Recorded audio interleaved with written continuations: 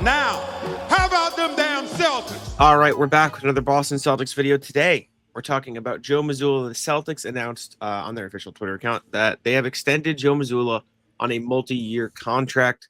Mazzulla took over the job as head coach of Celtics a few years ago now at this point. Spent 3 seasons in Boston so far. After the Ime Udoka situation went down, he was appointed interim head coach, eventually got the full-time position, and in a sense led the Celtics to an Eastern Conference Finals berth, an NBA championship, and then obviously this past season didn't necessarily go his way, but still brought the Celtics banner 18 and is now going to be with Celtics for a while. Yeah, when the contract was announced, there's the normal people and there are the people that just want to be mad. And they were mad because they don't think Mazzulla should have been extended after this season, or if they want to draw back to the Miami Heat series in 2023 when they probably underachieved. Like, the fact of the matter is Mazzulla's career resume is all winning. He's got like one of the highest winning percentages in NBA history as a head coach. Since joining the Celtics, the team has made the playoffs every year. They've finished towards the top of the conference every year.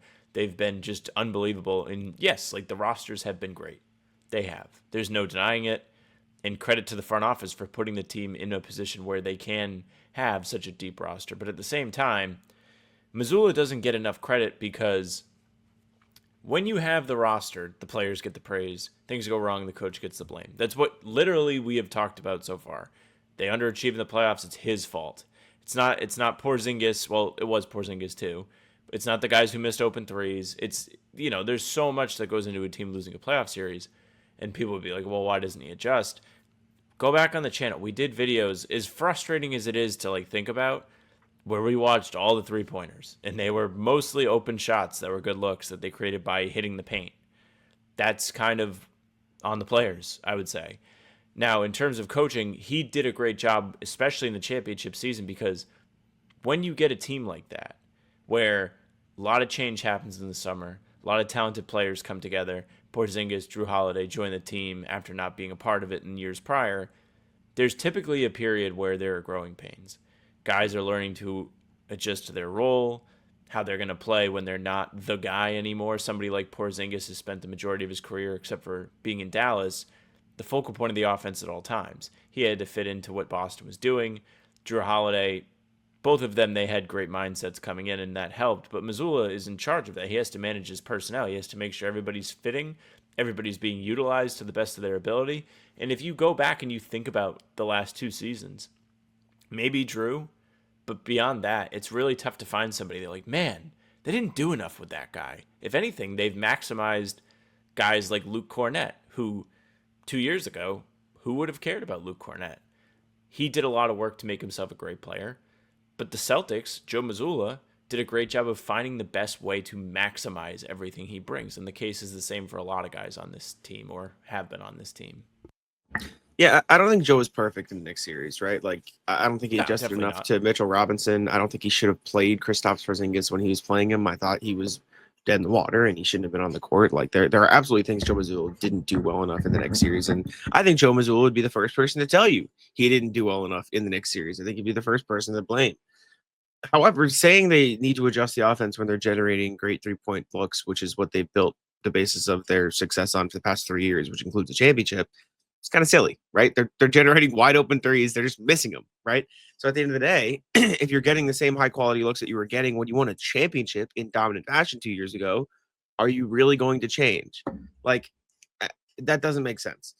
As far as his extension, it's heading into a season where he'll have the biggest chance to prove himself throughout his entire career thus far. You don't have the stacked roster that has been at his fingertips since she joined the organization. You won't have, Jason Tatum, who has been the focal point of the Celtics offense for Joe Mazzulla's years and beyond for the better part of the last decade. Jason Tatum has been leading the Celtics offense. You won't have the luxury of having guys who can step in and be your sixth man as, Al Horford and Drew Holiday. You won't have the luxury of having proven guys up and down the roster. You have Jaylen Brown, Derek White, Peyton Pritchard, and a bunch of uncertainty. That's your roster. And I think the general expectation around the league and the fan base and, the media is they're probably not going to be very good. If Joe brings this team to the playoffs, I think a lot of this is the situation where a coach can earn the credit. Like, these are the situations where it's like, oh, wow, that's, how did they get there? This is like the 2020 bubble Thunder. Like, how the fuck did that team make the playoffs? This is like, teams over the years who were like, wow, the coach like did a really good job in those organizations. And guess what? Those coaches don't always last either, because we were talking about this about Taylor Jenkins 2 years ago, and look at him now. We were talking about this, Mike Malone was this great coach who led the Nuggets, and they're gone too. So coaching is an impossible job to sit in. Joe Mazzulla has talked about it. Brad Stevens has talked about it. Everyone around the league understands it, right? Tom Thibodeau just led the Knicks to their first conference finals in a million years, and he got canned, right? It's impossible to know. But I think Joe Mazzulla has such a love and respect and appreciation for the role he's been given. I mean, he's born in Rhode Island. Like, he was built for this job, and I think he's built a great relationship with everybody on the roster. And his leadership style is certainly unique, but I think it resonates with the players who play under him. And you can say a lot of things about Joe Mazzulla, but you can't say he doesn't want to win. Like, if there's one thing that motherfucker wants to do is win basketball games. And I think him alongside, some of the development that he will play a part into, of Shireman, of Walsh, of Mishkane, of all these guys. I said it before, I've said it again. I think this team is going to be a lot better than people expect, and Joe Mazzulla is going to be a big part of it. It's funny because the coaching stuff is very true. These guys, I mean, Mazzulla has like the best quote about it. It's like, we all get hired to get fired. And it's ultimately the reality, except for like a few guys. The franchises that do have maybe the two, well, let's see, right now I think it's Kerr and Spoelstra. Popovich just retired. And if I'm missing anybody else, correct me. But I think those are the only two like legacy coaches right now that are like long tenured, great resumes, sustained success with the franchise they're with. That means something. That feels like, I mean, we did the video, talking about the teams in the Eastern Conference, and like, even though Miami's roster is terrible, like they still have Eric Spoelstra. Like, how many times in the playoffs have we watched series and been like, man, this should be an easy one for the Celtics, and it's not, because he's just there as a menacing figure on the other bench, doing his best and doing all these great coaching adjustments, putting in great schemes to make things difficult. Whether you, the listener, feel that way about Joe Mazzulla, he does have the opportunity to be the next legacy guy. He's got a championship.